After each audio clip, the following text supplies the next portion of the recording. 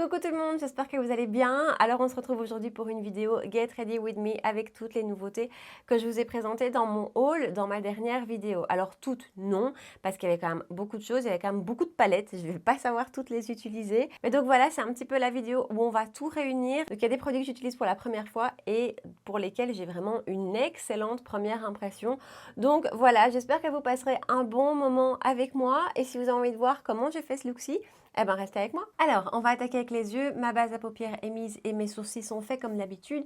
J'ai dû choisir parmi les nombreuses palettes que je vous ai présentées. Je suppose que vous avez deviné laquelle j'allais choisir, c'est-à-dire la star de chez Natasha Denona. Je ne vais pas vous faire une revue sur cette palette-là maintenant parce que c'est pas l'idée, hein. Voilà, mais sachez que je l'aime beaucoup. Je ne l'ai encore utilisée que 2 fois, donc j'ai pas un recul incroyable. Mais jusque-là, tout ce que j'ai utilisé m'a beaucoup plu. Un phare m'a un petit peu déçu, c'est celui-ci. Voilà, il apporte pas grand-chose, que ce soit au niveau texture ou au niveau rendu. Je trouve qu'il est décevant. Le reste de la palette, par contre, est incroyable. Les mats sont magnifiques. Les lumineux sont splendides. Il faut savoir que les fards qui sont dans la Mini Star se retrouvent ici, dans ce carré-ci. Les teintes y sont. Maintenant, j'avais entendu dire à l'époque, quand la Mini Star est sortie, que la qualité des fards n'était pas à la hauteur de ceux qui se trouvent dans la grande palette. Et je trouve que c'est assez juste, surtout pour la teinte Cosmo, qui est beaucoup plus crémeuse et beaucoup plus pigmentée dans la palette ici que dans la petite. Je trouve qu'il faut vraiment aller chercher la matière plusieurs fois pour avoir un rendu. Voilà, ça c'était mon idée, mais donc voilà, on va utiliser cette petite beauté. Je suis ravie, c'est vraiment une palette que je trouve splendide. Alors, je vais vous rapprocher tout proche de moi et on va attaquer le make-up. Alors, je prends mon pinceau Morphe Jaclyn Hill, le JH32 et je viens chercher cette teinte-ci qui est un joli pêche, un pêche beige qu'on va utiliser en couleur de transition. Alors, vraiment, les mats sur cette palette, je pense... Maintenant, j'espère que je ne dis pas de bêtises. Je pense que cette palette est la première dans laquelle elle a incorporé les mats crémeux, les fameux mats crémeux de chez Natasha Denona. Et je pense que c'est celle-ci la première. Maintenant, je ne mettrai pas ma main au feu. Mais en tout cas, sincèrement, ils se travaillent mais magnifiquement bien. Ils sont bien pigmentés. Vous voyez qu'en quelques coups de pinceau, j'ai déjà un retour. Et que ça se travaille tout seul en fait. Ça fait partie de ces fards qui n'ont pas besoin d'être travaillés pendant des heures et qui n'ont même pas besoin d'être corrigés. Vraiment, c'est des super beaux fards à paupières. Et ensuite, je viens chercher cette teinte-ci ici, qui est un beau marron un petit peu froid, qui est un petit peu poudreux quand même. Donc, il faut noter que les fards sont poudreux dans la palette. Maintenant, c'est pas excessif non plus, hein. J'ai déjà vu bien pire, mais c'est quand même un petit peu poudreux. Et donc, celui-ci, je vais le placer en coin externe. Et je vais le remonter légèrement dans le creux. J'ai changé de pinceau parce que ce pinceau-là, plus terrible je trouve. Donc j'ai pris mon Boozy Shop le 6700, j'ai retrempé dans la même couleur et je viens donc le placer en coin externe et le remonter légèrement dans le creux. Là aussi un super joli fard, bien pigmenté, ça travaille bien. Le premier look que j'ai fait avec cette palette, j'ai utilisé l'autre côté de la palette, le côté plus rosé, et j'avais fait quelque chose de extrêmement nude, extrêmement discret. Et je l'ai porté ce make-up pendant un paquet d'heures. Donc je l'ai porté de 7h du mat à 23h. Oui, de 7h du matin à 23h par 36 degrés. Hier, il faisait 36 degrés. Et c'est resté super bien en place. Sincèrement, la base Hourglass y est pour beaucoup aussi. Elle est géniale, cette base. Mais voilà, ça n'avait absolument pas bougé. Donc de ce côté-là aussi, je voulais vous le dire. Ensuite, au doigt, je vais venir chercher cette teinte-ci, un lumineux rose. Et je vais l'appliquer sur toute la paupière mobile. Directement, celui-ci, il envoie. Alors, toujours au doigt, je viens chercher la teinte Cosmo. Donc, c'est un... Je vais vous faire un swatch de celui-là. Parce qu'il est quand même très particulier, ce phare. Il est vraiment très, très joli. Et je vais venir le mettre sur le centre de la paupière. Puis, on va venir tout corriger, hein, avec un petit pinceau. Ensuite, avec un pinceau plat, donc c'est un de chez Morphe, c'est le JH41. Je viens rechercher mon lumineux rose qui est là. Et je vais du coup beaucoup plus précisément faire des raccords. Et ensuite, je prends mon pinceau Morphe JH40 qui est un petit pinceau bien précis comme ça. Et je reprends cette teinte-ci, donc le marron foncé un peu froid comme ça, c'est un joli marron. Et je vais retravailler le coin externe et le creux, mais de manière beaucoup plus précise. Et ensuite, je reprends mon pinceau du début et je reprends ma teinte du début, le pêche que j'ai mis en transition. Et voilà, et je refonds un petit peu ici. Voilà pour les yeux qu'on va mettre entre parenthèses, je vous éloigne. Alors, on va passer à la base et je vais utiliser le Cellular Rose Brightening CC Serum de chez By Terry, que donc moi j'ai dans la teinte la plus claire, hein, donc c'est la teinte 1 qui s'appelle White Rose, c'est possible? Voilà. J'ai pris le petit, j'ai pas ouvert le grand parce que bah voilà, j'ai envie de voir si ça me convient et je me dis que si ça me convient pas, je pourrais faire plaisir à quelqu'un avec le grand. Donc je préfère utiliser le petit. Ça sent vraiment très très fort la rose. Donc si c'est une odeur qui vous dérange, bah, comme souvent chez By Terry, voilà, c'est assez présent. Ça donne effectivement beaucoup de lumière, hein. Alors déjà, je brillais pas mal parce qu'il fait une chaleur de fou aujourd'hui, mais ça donne effectivement beaucoup de lumière. Ça sèche assez vite. Le rendu est franchement assez joli. Je me dis qu'en hiver, pour moi, ce sera certainement beaucoup plus adapté que maintenant. Mais pour le reste, j'aime beaucoup le rendu. Ça donne beaucoup de lumière sans avoir un effet gras. C'est pas collant, donc c'est assez agréable. Ok, on va voir le rendu avec le fond de teint. Et pour le fond de teint, je vais utiliser le Double Wear d'Estée Lauder. Alors, c'est un fond de teint qui est un peu iconique. Je l'ai porté il y a une bonne grosse dizaine d'années. À l'époque, j'avais pas 50 fonds de teint comme j'en ai maintenant et c'est un des rares que j'ai racheté. Et puis, ben, je suis passée à autre chose et je l'avais un petit peu oublié. Ici, franchement, je l'ai eu à un prix défiant toute concurrence, à savoir 25 €. Et donc ça m'a vraiment donné envie de le réessayer parce que ça faisait longtemps que je me disais il faut que je le réessaye puisqu'il est quand même vivement conseillé pour les peaux grasses. Alors j'avais eu un échantillon il y a quelques semaines, quelques mois. Un de ces échantillons, vous pouvez faire un test. Et je ne sais pas ce qui s'était passé, mais j'avais énormément brillé. Donc voilà. Et puis ici, ben, le prix a fait que je me suis dit allez on essaye. Et franchement, je suis enchantée. Donc vraiment, je reste mat beaucoup plus longtemps qu'avec d'autres fonds de teint. Je l'ai beaucoup utilisé depuis que je l'ai. Le MAC aussi, mais le MAC me tient moins mat que celui-ci. Et celui-ci, bien qu'il ait une haute couvrance, je trouve que quand on n'abuse pas, quand on met pas trop de produits, il n'a pas d'effet de matière, il n'a pas d'effet carton ni keki. Enfin voilà, je le trouve assez joli. J'ai la teinte 1N2. Et alors, il faut aussi que je vous précise encore une chose avec ce fond de teint, et c'est la même chose avec le MAC, et c'est quelque chose... Ça m'embêtait très fort. Il n'y a pas de pompe en fait. Donc le fond de teint vient avec un capuchon et il est ouvert simplement, voilà, comme ceci. Donc la pompe s'achète séparément, idem pour le MAC. Voilà, ça m'a un peu embêté, mais c'est pas grave. Donc la teinte 1N2. Alors je dois aussi vous préciser que le site où je l'ai acheté à si bon prix, toutes les teintes n'étaient pas aussi fort soldées. Donc voilà, j'ai vraiment eu de la chance en fait là-dessus. Et finalement, cette teinte-ci me convient vraiment bien. J'y vais à l'éponge. Et c'est un fond de teint qui se travaille vraiment super facilement, qui s'applique bien, qui a pas... Il n'y a rien de compliqué, je trouve, avec ce fond de teint. C'est ça qui est génial. Maintenant, jusque-là, je l'ai utilisé avec une base plutôt mate. C'est la première fois que je vais l'utiliser avec quelque chose d'aussi lumineux. Ce qui peut être pas mal, hein, si pour vous l'effet trop mat vous embête, ça peut être très sympa. Et voilà le rendu. Vous voyez, j'aime beaucoup la couvrance. Donc c'est plutôt une couvrance moyenne plus. Cela dit, on peut avoir quelque chose de plus léger. J'ai mis quand même pas mal de produits. On peut avoir quelque chose de plus léger. Par contre, je suis un peu épatée par la lumière qui ressort encore du fond de teint. Alors j'ai beaucoup d'éclairage autour de moi, ça c'est clair, mais malgré tout, la base By Terry en dessous renvoie beaucoup de lumière. C'est assez joli. À voir après si je ne vais pas trop briller en fin de journée. Mais comme ça, tout de suite, l'application, c'est super beau les deux combinés ensemble. Pour l'hiver, ça peut faire un très chouette combo. Alors, passons anti-cerne. D'abord, je vais toujours mettre une toute petite touche du Flawless Filter de Charlotte Tilbury, juste pour dire d'un petit peu illuminer et de rendre, je trouve, l'application et le rendu de l'anti-cerne par-dessus plus joli, spécifiquement quand on a un anti-cerne un petit peu desséchant, type le Shape Tape. J'aime beaucoup le rendu. Mais je n'ai pas de nouveauté anti-cerne, donc je vais utiliser mon Charlotte Tilbury qui fait partie de ma rotation et qui est un anti-cerne que j'ai envie de terminer. J'ai la teinte 3 au cas où et je suis presque au bout de cet anti-cerne. Si vous voyez, hop, il est presque vide en fait. Et pour l'appliquer, je vais utiliser le fameux nouveau pinceau de chez Zoeva. Donc c'est le 146, donc ce pinceau qui a cette forme tout à fait particulière. Alors, je l'ai déjà utilisé plusieurs fois. La forme est super pratique. Ça vient épouser le creux de l'œil à la perfection, ça c'est génial. Et pour le reste de l'application, le rendu est très très joli. C'est un super beau pinceau anti-cerne.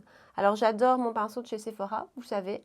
Et j'aime autant celui-ci, mais celui-ci est quand même tellement pratique pour faire le coin interne ici et pour vraiment bien appliquer la matière ici dans le coin interne.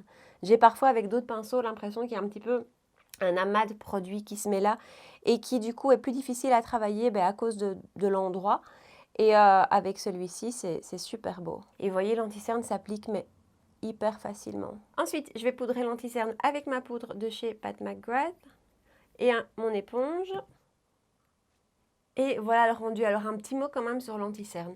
L'anti-cerne, quand je l'ai réintroduit dans ma rotation, quelque part, j'avais pas envie parce que j'avais vraiment un souvenir d'un anti-cerne qui filait, qui n'était pas spécifiquement joli. Enfin, voilà. Ça dit, depuis que je l'utilise, j'aime beaucoup son rendu combiné avec cette poudre-ci. Donc, vraiment, j'aime son côté naturel, son côté pas trop épais. Et quand je le poudre avec cette poudre-ci, je trouve que ça se passe mieux et ça ne vient pas plus filé qu'un autre. Donc voilà, je le rachèterai peut-être. Par contre, il a un énorme bémol cet anti-cerne, c'est son packaging. C'est horrible parce que non seulement l'emboumousse on aime ou on n'aime pas, mais ça à la limite, voilà. Par contre, il y a énormément de produits qui viennent s'amasser ici et à l'intérieur du capuchon. Et en fin de vie, on ne sait plus le fermer. Voilà, ça m'embête. Alors, je vais terminer les yeux. Je reprends ma palette. Et je prends un petit pinceau de chez Morphe, c'est le JH39. Je viens chercher ma teinte pêche qui est juste là. Le ras de cils va être assez simple. Je l'applique tout le long du ras de cils. Il est super bien pigmenté ce fard, pour un fard si clair. Cet œil-ci pleure pour le moment, tout le temps. Donc j'ai toujours un petit peu plus de mal. Ensuite, toujours même pinceau, je vais prendre une touche vraiment du marron. Et je vais l'appliquer sur le coin externe. Et ensuite, pinceau JH43 de chez Morphe toujours. Et je prends le lumineux rose qui est là. Et je vais le coller au ras de cils. Et finalement, mon pinceau et ma teinte Cosmo que je vais appliquer plutôt vers le centre. J'aurais vraiment reproduit en bas ce que j'ai fait au-dessus. Voilà, il ne me reste plus qu'à appliquer du mascara. Je le fais hors caméra et je reviens tout de suite. Voilà, et pour info, j'ai utilisé le mascara de chez Anastasia, le Lash Brag, qui est un mascara que je trouve vraiment, vraiment top. Alors, on va passer au reste du teint. Je vais utiliser la poudre de Jeffree Star. Alors, cette poudre, je l'ai en teinte fer, donc c'est vraiment nickel pour moi. Donc c'est vraiment une poudre plutôt translucide, pas teintée. Il y avait par contre plusieurs teintes, donc si vous cherchez une teinte en particulier, voilà, il y a aussi des déclinaisons. Le packaging se présente comme ceci. Et pour info, il y a 10 grammes de produit à l'intérieur. Alors, point super positif, je trouve, c'est le packaging à ce niveau-ci. Donc on peut tourner ici le petit capuchon et ça vient bloquer la matière ou pas. Et voilà, ça, je trouve ça vraiment top. Alors, la poudre en elle-même sent super fort. Je trouve qu'elle sent un peu la barbe à papa. Alors, moi au début, j'ai trouvé ça très sympa. Maintenant, quand on applique beaucoup de matière comme ça peut être un petit peu incommodant. Voilà, donc à savoir, maintenant ça passe très vite. Alors au niveau de son rendu, elle est super fine. Ça, franchement, c'est génial. Elle floute vraiment bien les pores. Et je trouve qu'elle fixe pas mal le make-up. Donc, elle n'a pas beaucoup de points négatifs.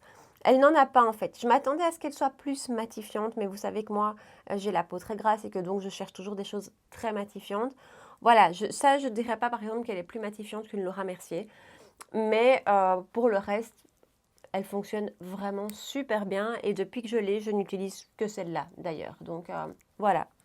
Encore une belle découverte de chez Jeffree Star. Donc je l'ai appliquée à la houppette sur ma zone critique, ma zone T. Et par contre, maintenant, je la diffuse plutôt sur tout le reste du visage. Et elle a vraiment un joli rendu, un peu peau de bébé, comme ça, très doux, super agréable. Ensuite, pour le teint, on va utiliser un produit que je n'ai pas encore utilisé. Alors, c'est ceci de chez Kevyn Aucoin. Donc déjà, ça se présente dans une petite pochette en velours. C'est donc la poudre sculptante de chez Kevyn Aucoin. Vraiment une poudre faite pour faire du contouring. Et une poudre très froide. Et ça, j'adore. Alors le packaging se présente comme ça, c'est très très beau. Il y a un petit système poussoir ici. Et ensuite, bah, voilà comment ça se présente. C'est la teinte Light. Il y a aussi plusieurs teintes. J'ai vraiment hésité. Je vais vous faire un swatch de la Light. Je pense que pour moi, ça ira nickel. Voilà, c'est vraiment un ton froid. Si vous cherchez une teinte froide, celle-ci, et je ne m'attendais pas à ça, c'est vraiment ce que je voulais, donc je suis très contente. C'est vraiment l'idéal pour faire du contour ou pour avoir peut-être une poudre plus froide. Reste la question du pinceau. Je pense que je vais utiliser celui-ci de chez Morphe. C'est le R14, il se présente comme ceci. On va voir ce que ça donne. C'est très poudreux par contre. Très très. Et on va l'appliquer vraiment de manière très ciblée. Vraiment dans l'idée de faire plutôt un contour avant de venir réchauffer. Ouais, la teinte, c'est génial. Si vous cherchez du froid, c'est super. Ça se travaille très très bien aussi. Par contre, c'est extrêmement poudreux. Hein. Je vais changer de pinceau pour voir ce que ça donne. C'est un pinceau de chez Jessup que j'ai jamais utilisé. C'est le 110 Face Shape qui se présente comme ceci. Donc, il est plus précis que le précédent. On va voir de l'autre côté. Alors, voilà le rendu. Je ne sais pas si ça vous donne quelque chose en retour caméra. Franchement, pour faire du contour, je pense que c'est la teinte idéal, en tout cas pour ma carnation. J'ai tenté aussi le contour du nez. Bon, je ne suis pas encore une pro, loin de là. Donc voilà, mais par contre, vraiment au niveau teinte, pour aller créer des ombres, c'est génial. La poudre s'applique super bien, ne fait pas de démarcation, vient vraiment se fondre au reste. Son seul bémol, c'est qu'elle est très très poudreuse. C'est vraiment très très poudreux. Maintenant, il suffit de tapoter le pinceau et ça se passe bien. Mais voilà, je suis très contente. J'ai envie de voir ce que ça va donner avec le bronzer par-dessus, mais vraiment en idée contour, en idée dessinée, elle est vraiment super. Alors, bah, du coup, on va passer au bronzer. Et le bronzer, alors, il y a plusieurs personnes qui m'ont influencée. D'abord, certaines youtubeuses, je pense à Tortue Beauty. Voilà, ça a été le coup de grâce, ça je crois. Puis une de mes amies qui l'avait commandé et elle avait passé une commande groupée avec moi en fait sur autre chose. Et quand elle l'a ouvert, je me suis dit... Ok, c'est juste trop beau. Donc, c'est le nouveau bronzer Laguna de chez NARS, le Paradise Found, qui se présente normalement avec une pellicule de paillettes. Quand on l'ouvre, c'est magnifique. On n'a franchement pas envie de le toucher tellement c'est beau. Maintenant, ces pellicules de paillettes partent au premier coup de pinceau et voilà ce qu'ils donnent après. Alors, le packaging est splendide. On a un grand miroir. On a quand même 16 grammes de produit. Et voilà, et c'est la teinte NARS et il est magnifique. Et alors son odeur est incroyable, ça sent le monoï, c'est juste fantastique. C'est un très très beau bronzer que j'utilise beaucoup depuis que je l'ai. C'est pas un bronzer mat, hein, c'est un bronzer lumineux. Le voilà juste en dessous du Kevyn Aucoin qui est là. Et donc ici, c'est le NARS. C'est un bronzer chaud et lumineux, hein, clairement. Voilà, on est vraiment sur du chaud lumineux, mais c'est du lumineux pas pailleté. Bien qu'il y avait des paillettes au départ dessus, c'est pas pailleté, c'est vraiment de la lumière à l'intérieur du produit et c'est pas trop non plus. Donc bref, on va l'appliquer. J'utilise le pinceau de chez It Cosmetics que j'adore. Hein. Pinceau numéro 8. Il est d'une douceur et d'une souplesse incroyable. Je ne regrette pas du tout cet achat. Et donc, on y va. Par-dessus Kevyn. Alors en fait, si j'ai eu envie de foncer sur la poudre sculptante de chez Kevyn Aucoin, c'est parce que ces temps-ci, les poudres bronzantes très chaudes comme celle-ci, appliquées seules, voilà, je trouvais que ça faisait un peu fort orangé. J'ai eu envie de teintes plus froides. Et voilà, et donc je me suis dit chercher une poudre bien froide pour combiner les deux. Et en fait, voilà, c'est vrai que quand je vois le rendu, j'aime mieux. J'aime mieux ce combo, ce mélange de teintes plutôt que le bronzer chaud tout seul, où je trouve que ça fait un petit peu trop jaune, trop orange sur moi, et je suis pas toujours fan à la lumière naturelle du rendu. Par contre, par-dessus Kevyn Aucoin, ça se passe super bien. Et juste pour vous parler de la poudre de chez NARS, c'est aussi une très belle poudre, très fine, qui elle aussi ne vient pas faire de démarcation. On est vraiment sur une poudre facile à appliquer. Niveau pigmentation, c'est juste ce qu'il faut. C'est pas trop, c'est pas trop peu. C'est plus pigmenté que le Charlotte Tilbury par exemple, où là, je trouve qu'on le travaille un peu plus. Celui-ci est un petit peu plus pigmenté, mais juste ce qu'il faut. Donc on ne fait pas de taches, voilà, on ne risque pas de se louper quand même. Et j'aime beaucoup le rendu. Et je ne sais pas ce que vous en pensez, mais par-dessus la poudre de Kevyn Aucoin, J'aime beaucoup. Je suis très très fan. Donc voilà, nouveau bronzer favori et chouchou. Ensuite, un blush. Bah, vous devez vous douter de ce que je vais utiliser là aussi. C'est une des nouvelles teintes que j'ai achetées chez MAC. Donc ce sont les Glow Play Blush. Hein. Je vous embête avec ça depuis leur sortie. Ce sont vraiment des blushs que j'adore. J'ai racheté 2 teintes et ici on a la teinte Grand qui est super jolie et qui est une teinte à mon avis qui va être aussi belle en été qu'en hiver. On est sur un pêche mais pas un orange non plus, donc il y a le That's Peachy par exemple qui lui est pratiquement orange. Celui-ci c'est vraiment une jolie teinte hyper flatteuse et qui à mon avis sera aussi belle en hiver, en automne ou maintenant. Je l'applique à l'éponge, je les applique toujours à l'éponge maintenant. Après, ça se passe très très bien au stippling brush aussi. Hein. Et ce qui est génial avec ces blushs, même s'ils sont crème, donc le fini est crème qui se transforme en poudre, hein, je trouve. Donc c'est vrai que quand vous touchez, là, par exemple, le swatch que je viens de faire, c'est un effet poudré. Et donc, ce sont des blushs qui s'appliquent hyper bien, même par-dessus de la poudre. Donc, j'ai poudré tout mon teint, vous l'avez vu. J'ai utilisé mon bronzer NARS qui est une poudre et ça se passe sans aucun souci. Voilà. Maintenant, ce sont des blushs bien pigmentés. Moi, c'est ce que j'aime. Hein. Vous savez que je suis un peu une accro des blushs et même des blushs un peu très voyants. Voilà, j'aime bien ça. Donc, il faut y aller parcimonieusement quand même. Mais je trouve que c'est magnifique et ça vient super bien se fondre au reste. Il y a de nouveau aucune démarcation qui se passe. C'est pas trop lumineux. Là aussi, c'est quelque chose que j'aime un peu moins pour le moment. Les blushs trop lumineux, je sais pas pourquoi j'aime moins. Ceci, c'est juste ce qu'il faut. Enfin voilà, vous savez que j'ai eu un énorme coup de cœur pour ces blushs. Ensuite, on va passer highlighter et je vais utiliser la palette de chez Charlotte Tilbury. Alors, c'est la Bar of Gold palette. Elle ne se trouve plus. Je crois qu'elle n'est plus produite du tout par la marque. Moi, je l'ai trouvée sur Vinted. J'ai vraiment eu de la chance. Elle était complètement neuve et elle se présente comme ça. Donc, on a 3 highlighters, un doré, un rosé, un champagne et je suis en train de vous faire des swatchs et voilà, je suis vraiment enchantée d'être tombée sur cette palette parce qu'elle est magnifique. Je ne sais pas pourquoi elle ne la produit plus, mais si vous avez de la chance et vous tombez dessus, n'hésitez pas trop parce qu'elle est juste incroyable. Voilà les 3 swatchs, donc le doré, le rosé et le champagne. Ils sont splendides. Vraiment, ces highlighters sont vraiment magnifiques. Je n'utilise plus qu'elles depuis que je l'ai. Le format en plus est super pratique parce qu'on a les 3 teintes principales dont on a besoin rassemblées. Donc ça, c'est vraiment super. Et je vais utiliser le rosé aujourd'hui. Je prends mon pinceau de chez Milani. Alors ce que j'aime avec ces poudres, c'est que ce sont des highlighters qu'on peut vraiment construire. Si on y va super soft, on a quelque chose de très délicat. Et puis par contre, on peut construire vers quelque chose, voilà, qui est nettement